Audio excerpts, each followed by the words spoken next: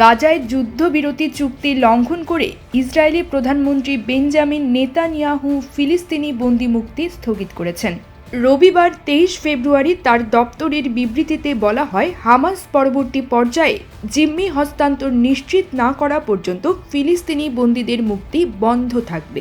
এই ঘটনা ঘটেছে ঠিক যখন হামাস চুক্তি অনুযায়ী 6 ইসরায়েলি জিম্মিকে মুক্তি দিয়েছে। বিনিময়ে ইসরায়েলের 602 ফিলিস্তিনি বন্দি মুক্তির কথা থাকলেও তা অনির্দিষ্টকালের জন্য থামানো হয়েছে। নেতানিয়াহু অভিযোগ করেন, হামাস প্রতিবার জিম্মি মুক্তির সময় অসম্মানজনক প্রচারণা চালায়। গতকাল মুক্তিপ্রাপ্ত জিম্মিদের হস্তান্তরেও হামাস যোদ্ধাদের মুখোশ পরা অবস্থায় মঞ্চে তুলে জনসমাগমে ভাষণ দেওয়াকে তিনি রাজনৈতিক প্রদর্শনী আখ্যা দেন। মুক্তিপ্রাপ্ত জিম্মিদের মধ্যে রয়েছেন 7 অক্টোবর হামাসের হামলায় অপহৃত তাল সোহাম, এলিয়া কোহেন সহ 4 জন। এছাড়া 2014 ও 2015 সাল থেকে গাজায় আটক অ্যাভেরা মেঙ্গিস্তু ও হিশাম আল সাইদও মুক্তি পেয়েছেন।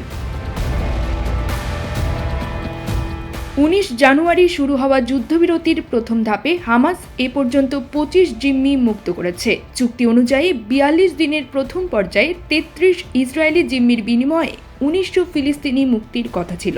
তবে নেতানিয়াহু সরকার এখন দ্বিতীয় ধাপে যেতে অনিচ্ছুক বলে বিশ্লেষকদের ধারণা। তাদের মতে, অধিকাংশ জীবিত জিম্মি ফেরত পাওয়ার পর গাজায় পুনরায় সামরিক অভিযান তীব্র করতে পারে ইসরায়েল।